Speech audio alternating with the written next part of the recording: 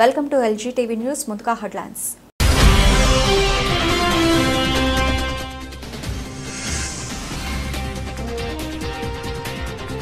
ప్రభుత్వ పాఠశాలలో artificial intelligence ద్వారా బోధన కంప్యూటర్లను ప్రారంభించిన జిల్లా collector Ashish Sangwan.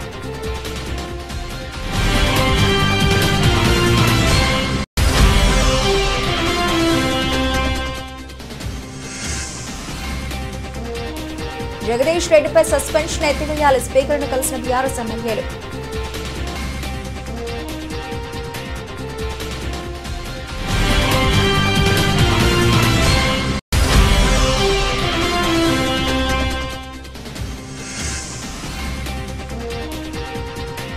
Deputy CM పార్టీకి సవాల్ విసిరిన పల్ల రాజేశ్వర్ రెడ్డి.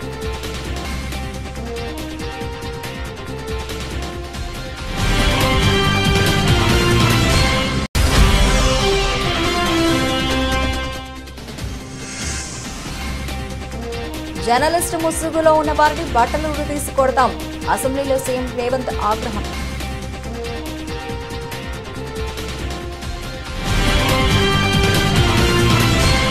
ఎల్లారెడ్డి పట్టణంలో శనివారం మధ్యాహ్నం ప్రధాన రహదారిపై నడుచుకుంటూ వెళుతున్న వ్యక్తిని ద్విచక్ర వాహనం ఢీకొనడంతో తలకు తీవ్ర గాయం తగిలింది. స్థానికులు వెంటనే అతన్ని ఎల్లారెడ్డి ప్రభుత్వ ఆసుపత్రికి తరలించి చికిత్స చేయించారు. ద్విచక్ర వాహనం పోలీస్ స్టేషన్ కు తరలించినట్లు వారు తెలిపారు. కాగా గాయాల పాలైన వ్యక్తి ఎల్లారెడ్డి పట్టణంలోని గాంధీనగర్ ప్రాంతానికి చెందిన సాయిలు 70 సంవత్సరాల వారని తెలిపారు.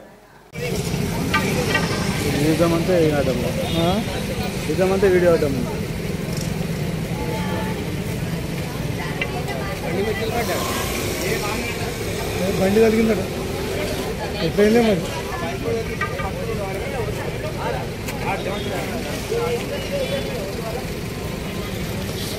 కామారెడ్డి జిల్లా ఎల్లారెడ్డి మండలం కళ్యాణి గ్రామంలో కృత్రిమ మేధ ఆర్టిఫిషియల్ ఇంటెలిజెన్స్ విద్యాబోధన సెంటర్ను డీఈఓ రాజు ప్రారంభించారు.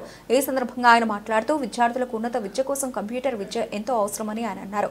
విద్యార్థులు ఉపాధ్యాయులు చెప్పేటటువంటి పాఠాలను శ్రద్ధగా చదువుకొని ఉన్నత లక్ష్యాన్ని సాధించాలని సూచించారు. కార్యక్రమంలో MEO Venkatesham, sector officer Venusharma, complex ప్రధాన ఉపాధ్యాయులు వెంకటేశ్వరరావు, పాఠశాల ప్రధాన ఉపాధ్యాయులు సత్యనారాయణ, సంఖ్య మరియు ఉపాధ్యాయులు పాల్గొన్నారు. జిల్లా విద్యాశాఖ అధికారి, నాతో పాటు మండల విద్యాశాఖ అధికారి వెంకటేశ్వర గారు, అలాగే మా క్వాలిటీ కోఆర్డినేటర్ వేణు గారు, అలాగే పాఠశాల హెడ్ మాస్టరు, కాంప్లెక్స్ హెచ్ఎంస్ అందరికీ నమస్కారం.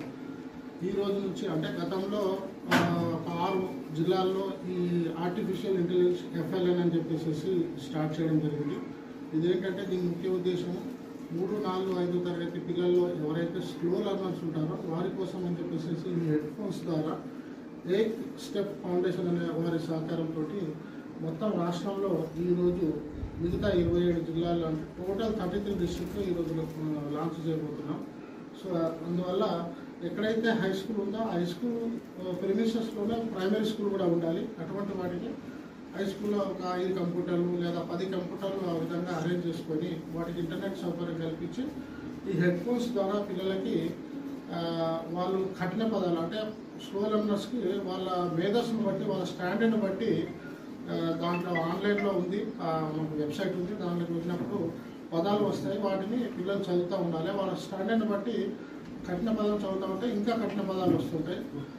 సో ఆ విధంగా మ్యాథ్స్ ఉంటుంది, అలాగే లాంగ్వేజెస్ కూడా ఉంటాయి. కాబట్టి ఇది పిల్లలకి మంచి అవకాశము. పిల్లలు కూడా దీని ద్వారా కంప్యూటర్ ద్వారా హెడ్ ఫోన్ ద్వారా చెవులకు పెట్టుకొని వినడము, దాని ద్వారా వాళ్ళు కూడా పని పదాలు గుర్తించడము, చెప్పడం అలాంటివి జరుగుతుంటాయి. కాబట్టి ఇది మంచి రెస్పాన్స్ వచ్చిందని చెప్పేసి ఉద్దేశంతో ఇంతకుముందు కర్ణాటక, ఒరిస్సా ఈ రాష్ట్రాల్లో కూడా ఇంప్లిమెంట్ జరుగుతూ ఉంది. మంచి రెస్పాన్స్ ఉందని చెప్పేసి మన దగ్గర కూడా పైలట్ ప్రాజెక్ట్ కింద 6 జిల్లాల్లో పెట్టడం జరిగింది. భద్రాద్రి కొత్తగూడెం, మెదక్, మేడ్చల్ అట్లా ఈ విధంగా కొన్ని 6 జిల్లాల్లో పెట్టారు. సో అదేవిధంగా మిగతా జిల్లాలు కూడా ఇవాళ మేము లాంచ్ చేస్తున్నాం. ఈరోజు పేరెంట్ టీచర్ మీటింగ్ కూడా ఉంది. కాబట్టి తల్లిదండ్రులు కూడా ఈ సమాచారాన్ని అందించి పిల్లలకి మంచి రెస్పాన్స్, ఎందుకంటే పిల్లలు కూడా ఈ కంప్యూటర్ నాలెడ్జ్ వస్తుందనే ఉద్దేశంతో రెగ్యులర్గా వచ్చే అవకాశం ఉంది. దీన్ని ఇంకా ముందు కూడా ఈ రెస్పాన్స్ చూసి ఈ సంవత్సరం ending 24th April last working day కాబట్టి నెక్స్ట్ జూన్లో అన్ని పాఠశాలలో కూడా పెట్టడానికి ప్రభుత్వం ప్రయత్నిస్తుందని తెలుస్తుంది. Thank you.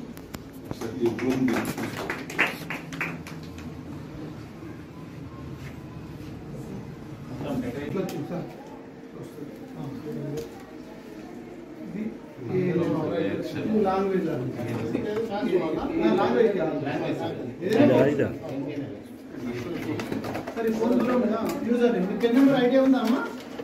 సరే pen number sir okay sir pen number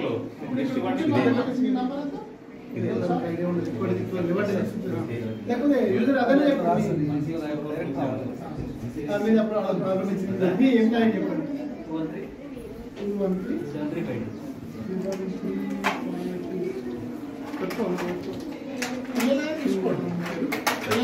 BRS MLA Jagadish రెడ్డిపై సస్పెన్షన్ ఎత్తివేయాలని స్పీకర్ గడ్డం ప్రసాద్ను బీఆర్ఎస్ ఎమ్మెల్యేలు విజ్ఞప్తి చేశారు. శనివారం అసెంబ్లీలోని స్పీకర్ కార్యాలయంలో హరీష్ రావు, తలసాని, మాధవరం కృష్ణారావు, సబితారెడ్డి, సుధీర్ రెడ్డి, వివేకానంద ఆయనను కలిశారు. జగదీష్ రెడ్డి సస్పెన్షన్ అన్యాయమని వారు పేర్కొన్నారు.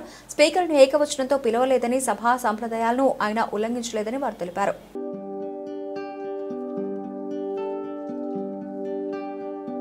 కాంగ్రెస్ పాలనపై బీఆర్ఎస్ వర్కింగ్ ప్రెసిడెంట్ మాజీ మంత్రి కేటీఆర్ ట్విట్టర్లో విరుచుకుపడ్డారు. సంపద సృష్టిస్తాం, ప్రజలకు పంచుతామని ప్రగల్భాలు పలికారు. 15 నెలల పాలనలో ఊదు కాలింది లేదు, పీరు లేచింది లేదు. 1.50 లక్షల రూపాయల కోట్లు అప్పు తెచ్చినట్లు ప్రభుత్వమే అధికారికంగా ఒప్పుకుంది. రుణమాఫీ, రైతు భరోసా, సాగునీళ్లు, పంటల కొనుగోళ్లు ఏవీ లేవు. కాంగ్రెస్ పాలన దేశ రాజకీయ చరిత్రలోనే మాయన మచ్చ అని పేర్కొన్నారు.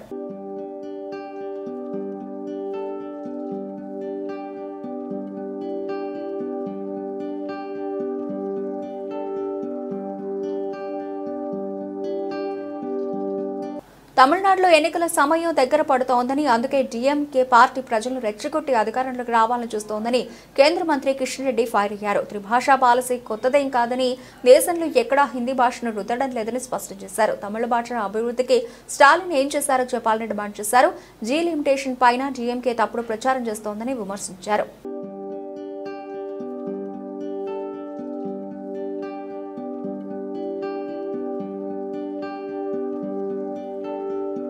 బీఆర్ఎస్ ఎమ్మెల్యే పల్లా రాజేశ్వరరెడ్డి ప్రభుత్వంపై అసెంబ్లీలో మండిపడ్డారు.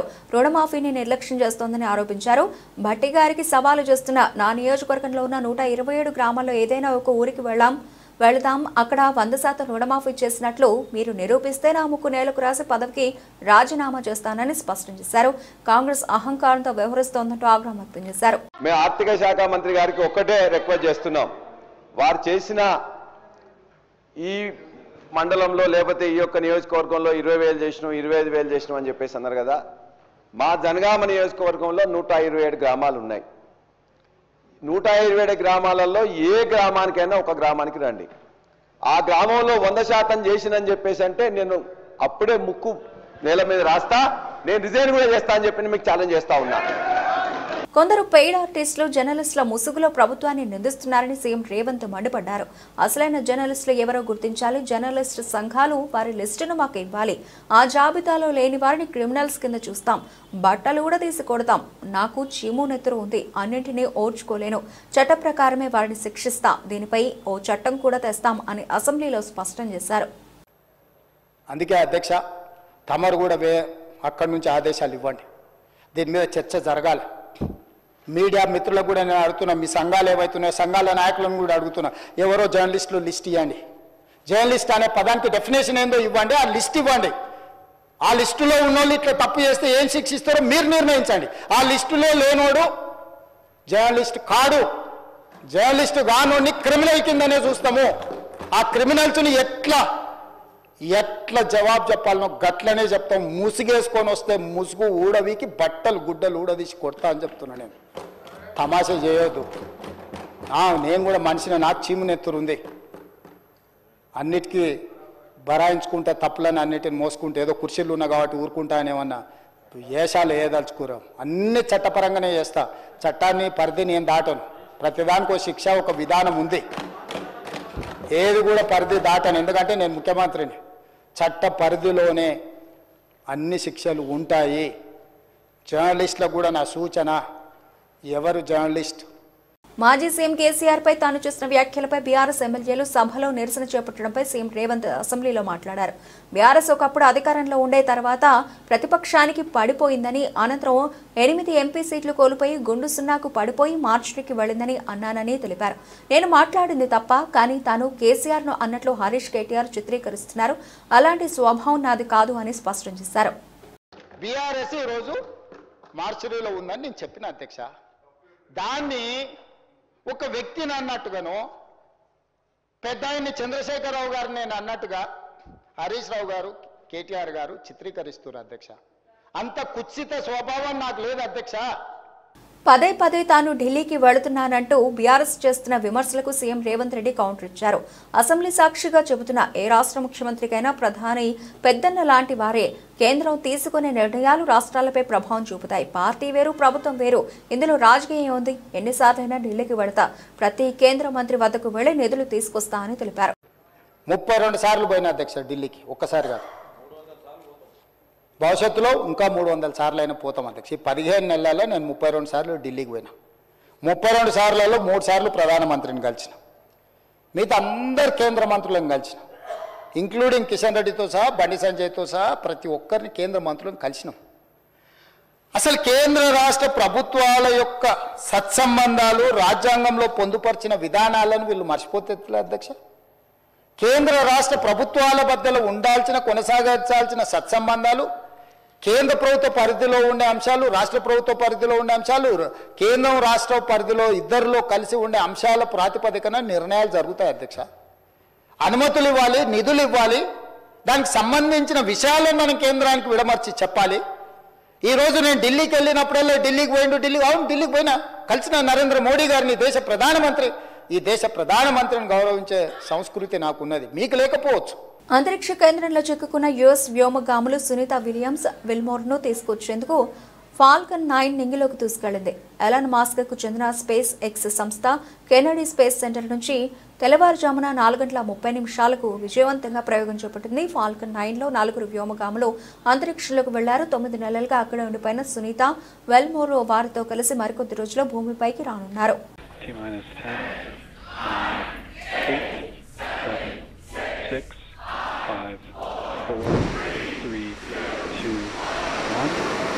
Ignition and liftoff.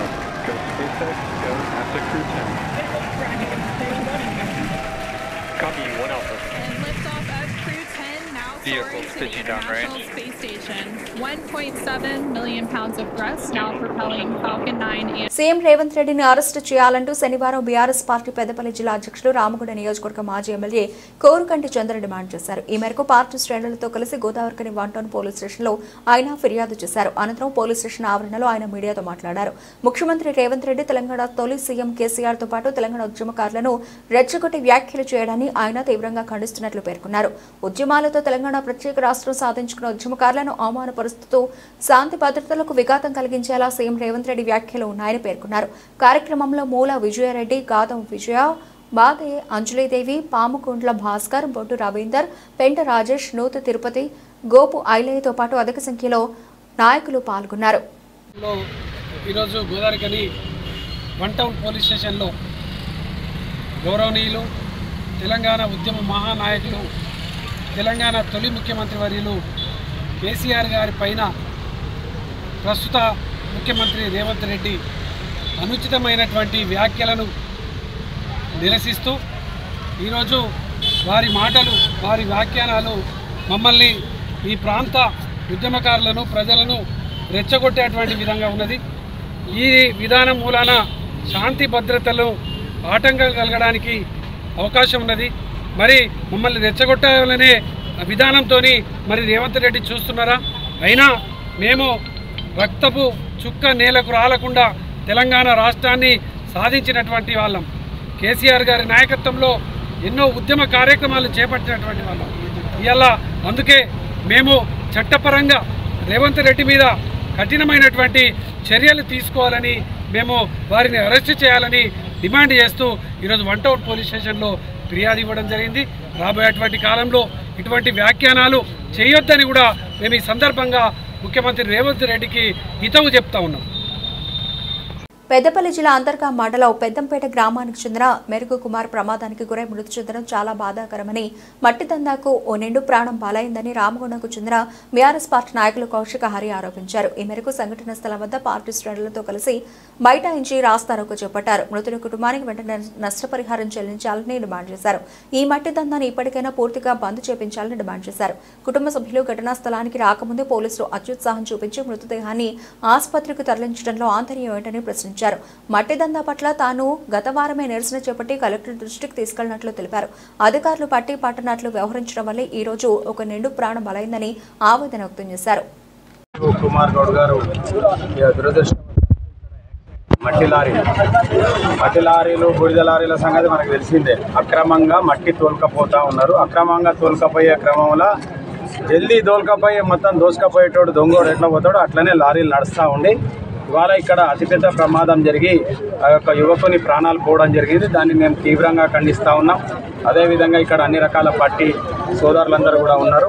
వారందరూ ప్లస్ గ్రామస్తులు మండలానికి సంబంధించిన అందరి ఆధ్వర్యంలో ఇవాళ బాధిత కుటుంబానికి న్యాయం చేయాలని చెప్పేసి ఉద్దేశంతో ఇవాళ ఇక్కడ జరుగుతున్నటువంటి దానికి బీఆర్ఎస్ పక్షాన కూడా మద్దతు తెలుపుతూ ఆ కుటుంబానికి సానుభూతి తెలుపుకుంటూ ఎట్టి పరిస్థితుల్లో ఆ కుటుంబానికి ఆర్థికంగా న్యాయం జరగాలి. చట్టపరంగా వీళ్ళ మీద చర్యలు తీసుకోవాలి. ఆ మట్టి కాంట్రాక్టర్ మీద కూడా దొంగ దోపిడీని కూడా అరికట్టాలని చెప్పి డిమాండ్ చేస్తూ బాధితునికి ఇప్పటికే మా సోదరులు చెప్పిన విధంగా ₹1 కోటి నష్టపరిహారం ఇవ్వాలని చెప్పి డిమాండ్ చేస్తూ ఉన్నాం. వాళ్ళ మీద చర్యలు కూడా తీసుకోవాలని డిమాండ్ చేస్తాం.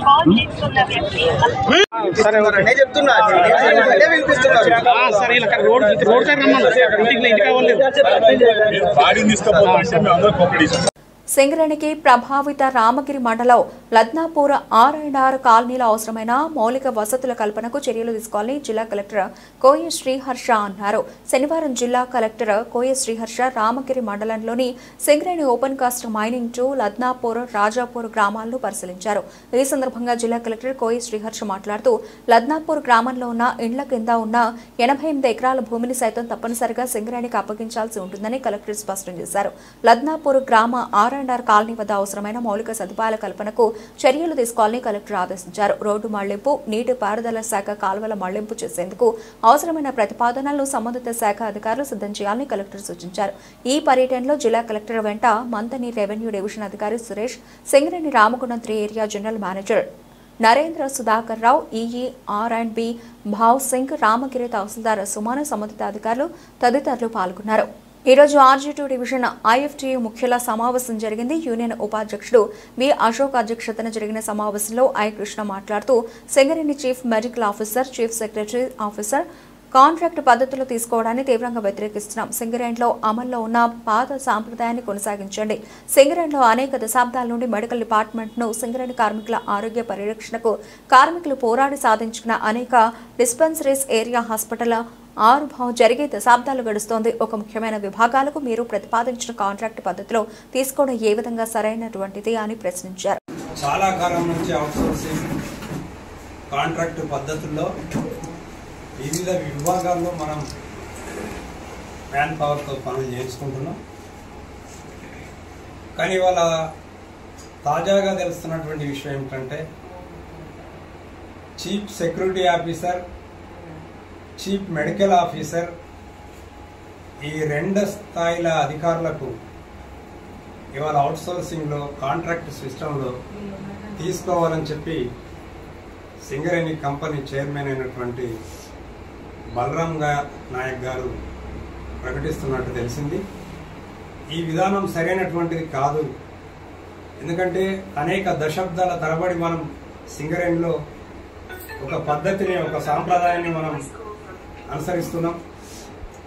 మన డిపార్ట్మెంట్లో ఉన్నటువంటి దాంట్లో ఉన్నటువంటి సీనియారిటీని బట్టి లేదా వాళ్ళు అనుసరించేటువంటి పద్ధతుల్ని బట్టి మన సింగరేణి వైద్యుల్లోనే ఒకరిని ఎంపిక చేసి సీఎంఓగా పదవి కల్పించినటువంటి పరిస్థితిని మనం చూస్తున్నాం. అది కొన్ని దశాబ్దాలుగా కొనసాగుతుంది.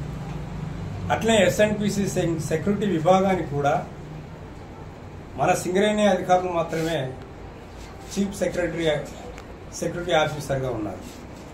కానీ ఈ మధ్యలో ఇవి రెండింటిని కూడా తీసేస్తాం, మేము కాంట్రాక్ట్ పద్ధతిలో మేము పడితేమంటే మాత్రం ఇది మేము ఒప్పుకోము. ఈ విధానాన్ని బలరాం నాయక్ సార్ గారు పునర్ ఆలోచించాలి.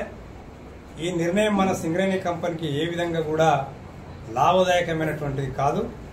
ఇప్పటికే కంపెనీలో అన్ని విభాగాలు అవుట్సోర్సింగ్లకు పోయాయి.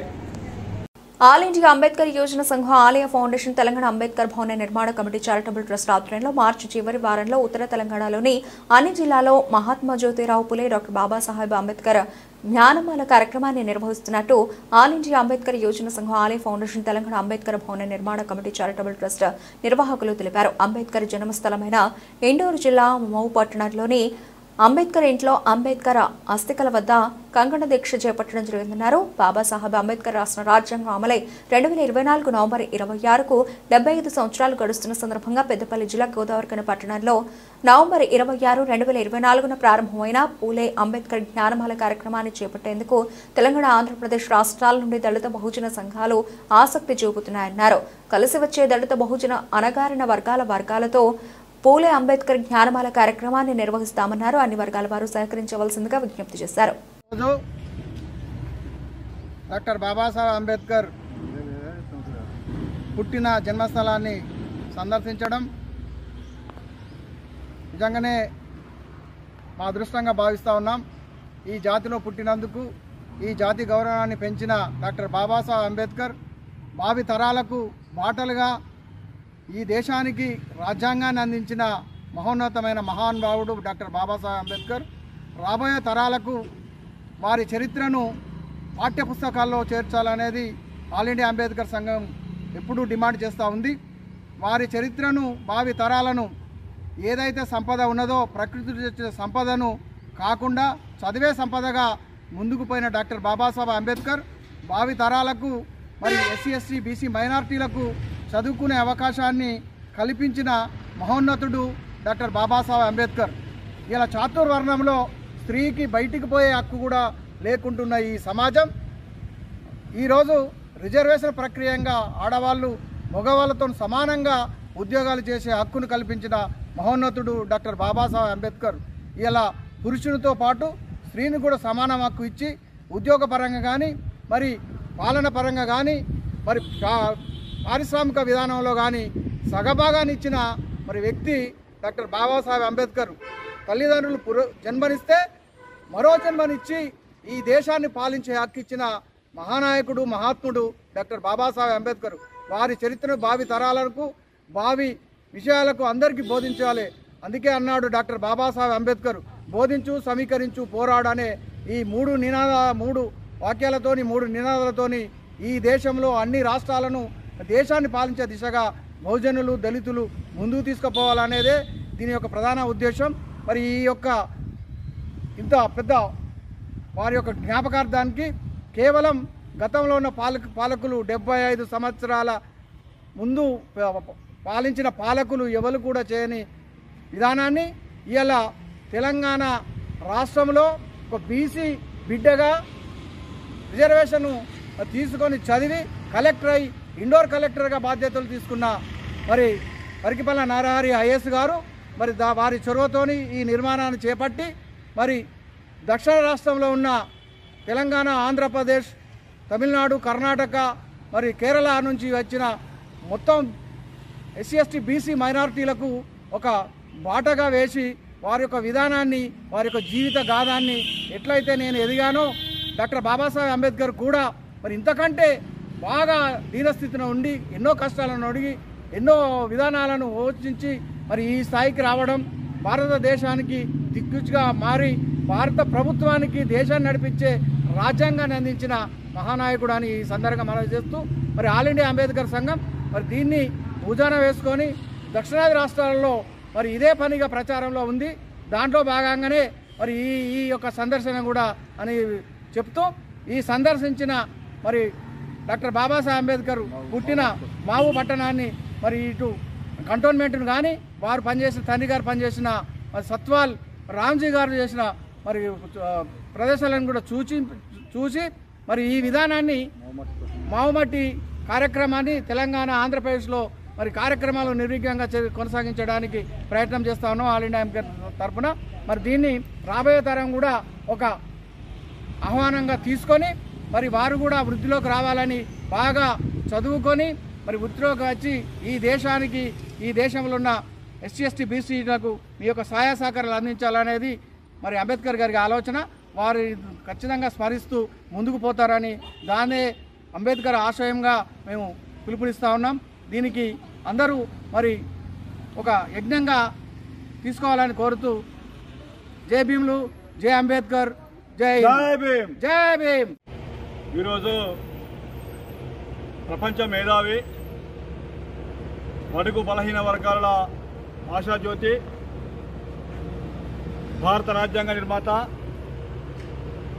బాబాసాహెబ్ డాక్టర్ బిఆర్ అంబేద్కర్ గారి జన్మస్థలమైన మధ్యప్రదేశ్లోని ఇండోర్ జిల్లా మౌ పట్టణాన్ని సందర్శించడం జరిగింది. ఒక గొప్ప అవకాశంగా మేము భావిస్తున్నాము.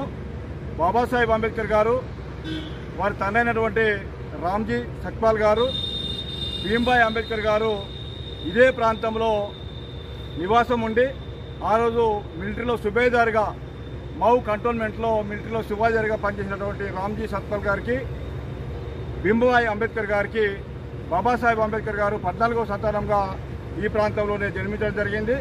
మరి ఇది చాలా కాలము నిర్లక్ష్యానికి గురైనటువంటి ప్రదేశంగా ఉండే, మరి ఆ తర్వాత వచ్చినటువంటి ప్రభుత్వాలు ఎవరు కూడా పట్టించుకోకపోతే మరి గౌరవ కలెక్టర్ గారు, ఇండోర్ కలెక్టర్గా పరికిపాల నరహరి సారు తాను తెలంగాణ రాష్ట్రంలోని పెద్దపల్లి జిల్లా వసంతనగర్కు సంబంధించినటువంటి ముద్దుబిడ్డ, మరి తాను ఇండోర్ జిల్లా కలెక్టర్గా పనిచేసినప్పుడు అప్పుడు దీనికి ఒక 20 కోట్ల రూపాయలు పెట్టేసి ఈ ప్రాంతాన్ని అభివృద్ధి చేయడం కోసం చాలా కృషి చేశారు. వారికి ఈ సందర్భంగా కృతజ్ఞతలు తెలుపుతూ అదేవిధంగా దీని ప్రారంభోత్సవానికి కూడా ఆ రోజు ఉన్నటువంటి ప్రధానమంత్రి గారిని, ముఖ్యమంత్రి గారిని పిలిచి చాలా పెద్ద ఎత్తున ఈ కార్యక్రమాన్ని నిర్వహించడం జరిగింది. మరి ఇంతటి గొప్ప బాబాసాహెబ్ అంబేద్కర్ గారు నివసించినటువంటి ప్రదేశాన్ని చూడడము మేము అదృష్టంగా భావిస్తూ, మరి భవిష్యత్ తరాల వాళ్ళు బాబాసాహెబ్ అంబేద్కర్ గారు ఏదైతే తన జాతి కోసమో అదేవిధంగా అణగారిన వర్గాల కోసమో ఈ భారతదేశంలో ఉన్నటువంటి అన్ని వర్గాల కోసము సేవ చేసి తను, తన భార్య, పిల్లలు, తన కుటుంబం కూడా త్యాగం చేసినటువంటి ప్రాంతం ఇది.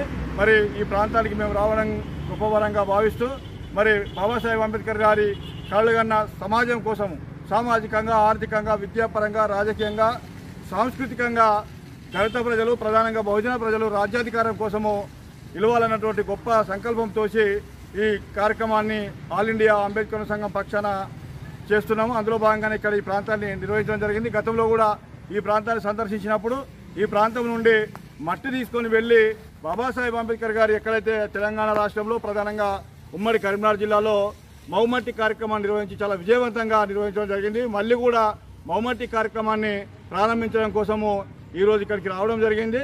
మరి ఇక్కడ ఉన్నటువంటి పరిసర ప్రాంతాలన్నిటి కూడా బాబాసాహెబ్ అంబేద్కర్ తిరిగినటువంటి పరిసర ప్రాంతాలన్నిటి కూడా చూడడం జరిగింది. మరి మేము భవిష్యత్తులో చేపట్టబోయే కార్యక్రమానికి తెలంగాణ ప్రాంతానికి సంబంధించిన వాళ్ళతో పాటు ఆంధ్రప్రదేశ్ ప్రాంతానికి సంబంధించిన వాళ్ళతో పాటు అక్కడ ఉన్నటువంటి ఉమ్మడి కరీంనగర్, ఆదిలాబాద్, నిజామాబాద్ జిల్లాలతో పాటు అన్ని వర్గాల ప్రజలు అందరూ కూడా మాకు సహకరించాల్సిందిగా కోరుతున్నాం. జై భీమ్, జై భారత్. బులెటిన్ ముగించే ముందు హెడ్లైన్స్ మరోసారి.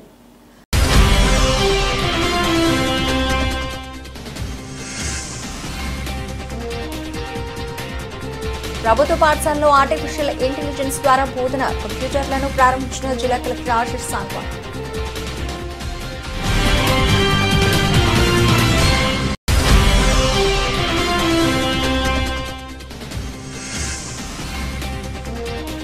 జగదీష్ రెడ్డిపై సస్పెన్షన్ ఎత్తివేయాలి, స్పీకర్ను కలిసిన బీఆర్ఎస్ ఎమ్మెల్యేలు.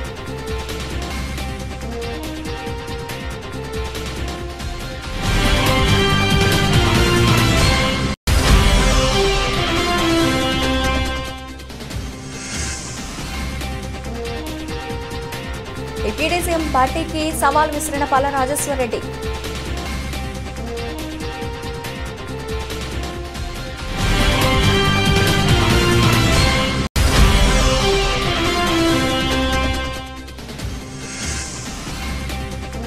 జర్నలిస్టు ముసుగులో ఉన్న వారిని బట్టలు తీసి కొడతాం, అసెంబ్లీలో సీఎం రేవంత్ ఆగ్రహం.